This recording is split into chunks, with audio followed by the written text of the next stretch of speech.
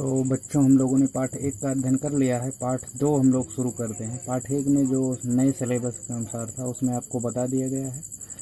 अब आज हम लोग पाठ 2 में अध्ययन करेंगे। पाठ 2 का नाम है वैद्युत फ्लक्स तथा गॉस की प्रमेय। इसके अंतर्गत एक एक हेडिंग जो आएगी पाठ के अंतर्गत उसको हम लोग पढ़ेंगे। पहले इसमें हेडिंग दी गई है कोण। कोण की परिभाषा हम लोग जानेंगे। कोण किसे कहते हैं? किसी वृत्त की चाप वृत्त के केंद्र पर एक कोण आंतरित करती है, इसे समतलीय कोण कहते हैं या इसे कोण के नाम से जानते हैं। जो कोण की परिभाषा है, किसी वृत्त की चाप वृत्त के केंद्र पर जो कोण अंतरित करती है उसको हम लोग कोण या समतलीय कोण कहते हैं। इसका मात्रक रेडियन होता है, यानी कि कोण का जो मात्रक होता है रेडियन। अगर आपसे पूछा जाए एक रेडियन किसे कहते हैं, तो रेडियन की परिभाषा है, एक रेडियन वह कोण है जो किसी वृत्त की त्रिज्या के बराबर लंबाई की चाप उस वृत्त के केंद्र पर अंतरित करती है, एक रेडियन कहलाता है। ये एक रेडियन की परिभाषा है। कोण के बाद हम लोग घन कोण का अध्ययन करेंगे। किसी गोलीय पृष्ठ का क्षेत्रफल, इसकी जो घन कोण की परिभाषा है, किसी गोलीय पृष्ठ का क्षेत्रफल गोले के केंद्र पर जो कोण अंतरित करता है, अर्थात कोई गोल है, उसका पृष्ठ क्षेत्रफल के केंद्र पर जो कोण अंतरित करता है उसे घन कोण कहते हैं। इसे ओमेगा से प्रदर्शित करते हैं। घन कोण का मात्रक स्टेरेडियन होता है। दो हमारे पूरक मात्रक होते हैं, एक रेडियन होता है और एक स्टेरेडियन होता है, यानी कि कोण को हम लोग रेडियन में मापते हैं और घन कोण को हम लोग स्टेरेडियन में मापते हैं। तो कोण और घन कोण की परिभाषा इस तरीके से हम लोग लिख सकते हैं। इसके अंतर्गत हम लोग घन कोण का मान ज्ञात करते हैं। इसमें हम लोग एक गोला बनाते हैं। गोले का केंद्र O है। O से r मीटर की दूरी पर एक अल्प अवयव का क्षेत्रफल dA लेते हैं। यहाँ O से P के बीच जो हमारा है कोण अंतरित करता है d ओमेगा, और इसके बीच की जो दूरी दी गई है वो r दी गई है। इसी को हम लोग मान के लिखते हैं कि माना किसी गोले का केंद्र O है तथा त्रिज्या r है। इस पृष्ठ का क्षेत्रफल अवयव dA है। इस पृष्ठ का जो क्षेत्रफल अवयव लिया गया है वो dA है। dA पर हम लोग विचार करते हैं। अतः गोलीय क्षेत्रफल dA त्रिज्या के वर्ग के अनुक्रमानुपाती होता है। इस चित्र के अनुसार जो क्षेत्रफल अवयव dA है वो इसके वर्ग यानी कि त्रिज्या के वर्ग के क्या होता है, अनुक्रमानुपाती होता है। अर्थात इसको हम लोग लिख सकते हैं dA अनुक्रमानुपाती r के। इस अनुक्रमानुपाती का निशान हम लोग हटाएंगे, तो इसको हटाने के लिए हम लोग कोई कांस्टेंट या नियतांक रखते हैं। तो इसको हम लोग लिख सकते हैं dA बटा r और बराबर ये नियतांक के हो जाता है, जो नियतांक को हम लोग d ओमेगा रखते हैं। इसी d ओमेगा को हम लोग घन कोण के नाम से जानते हैं। हम जानते हैं कि गोले पर आंतरित घन कोण, इस गोले के आंतरित जो घन कोण है ओमेगा बराबर होता है A/r स्क्वायर के, यानी कि क्षेत्रफल बटे वर्ग का r का वर्ग। ए क्षेत्रफल है, गोले का क्षेत्रफल है। गोले के क्षेत्रफल का जो सूत्र होता है 4πr स्क्वायर होता है।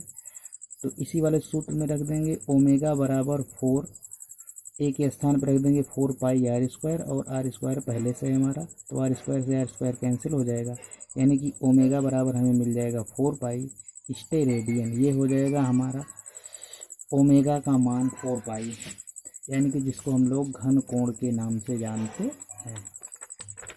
इसी के बाद हम लोग अगला अध्ययन करेंगे। इसी पाठ में अध्ययन करेंगे वैद्युत फ्लक्स।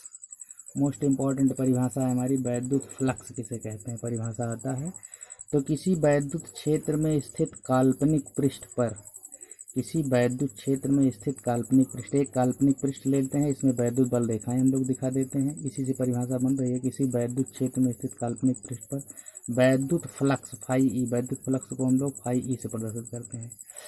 उस पृष्ठ से होकर गुजरने वाली वैद्युत बल रेखाओं की संख्या की माप को वैद्युत फ्लक्स कहते हैं। यानी कि किसी वैद्युत क्षेत्र में स्थित काल्पनिक पृष्ठ ले लेते हैं, उससे होकर गुजरने वाली कुल वैद्युत बल रेखाओं की संख्या की जो माप होती है उसी को हम लोग वैद्युत फ्लक्स कहते हैं। इसे φE से प्रदर्शित करते हैं। माना पृष्ठ अवयव dA, एक ये लिया गया है, चुंबकीय क्षेत्र दिखाया गया है आपको। इसमें एक पृष्ठ अवयव लिया गया है dA। वैद्युत क्षेत्र E हो तो संपूर्ण पृष्ठ से होकर गुजरने वाला वैद्युत फ्लक्स निकालेंगे। पूरे पृष्ठ से होकर गुजरने वाला वैद्युत फ्लक्स, इसको फाई ई।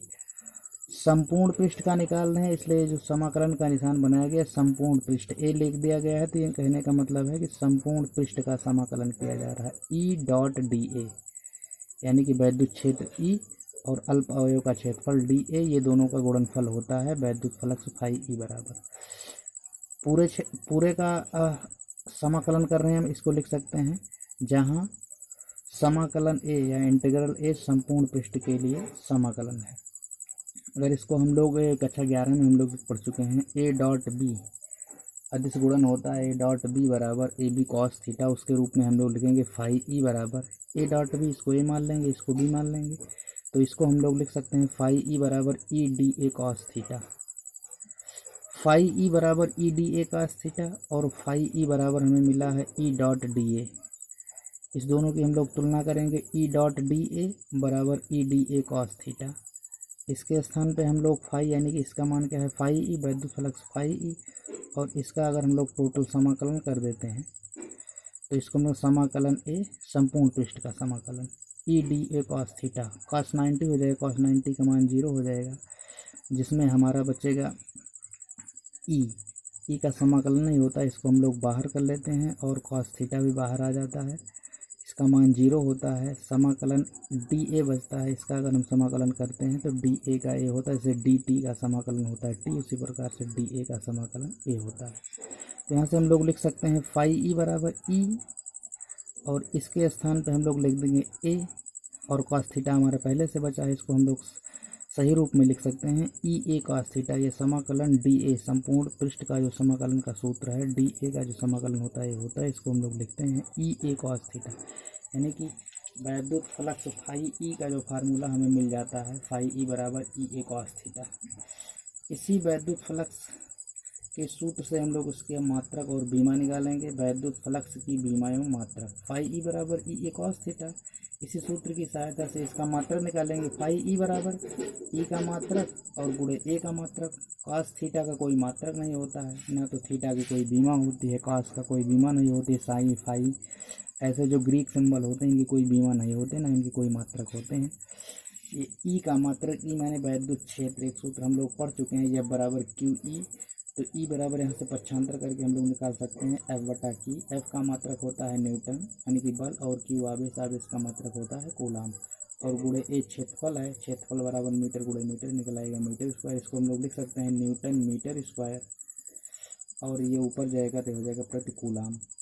तो इस प्रकार से वैद्युत फ्लक्स का मात्रक न्यूटन मीटर स्क्वायर प्रति कूलाम होता है। इसकी बीमा निकालेंगे इसी प्रकार से, फाई ई यानी कि वैद्युत फ्लक्स, ऊपर है बल न्यूटन, इसका बीमे सूत्र एम एल टी माइनस 2, और नीचे कूलाम है, कूलाम यानी कि क्यू बराबर आई टी, आई बराबर क्यू बाई टी, तो क्यू बराबर आई टी से हम लोग निकालेंगे तो इसका बीमा निकल करके आएगी ए टी, और गुणे क्षेत्रफल, क्षेत्रफल को हम लोग L2 लिख सकते हैं। इसको आगे बढ़ाएंगे एम एल 3, L2 यहाँ पे है और L1 यहाँ पे है, तो ML3 हो जाएगा, T माइनस 2 और T ऊपर जाएगा माइनस T माइनस 2 और T माइनस 1 T3 हो जाएगा, एक ऊपर ले जाएंगे T माइनस 1 हो जाएगा। इस तरीके से फाई ई की बीमा निकल करके आएगी ML3 T माइनस 3 ए की पावर माइनस 1। इस प्रकार से इसकी बीमा हम लोग निकाल सकते हैं।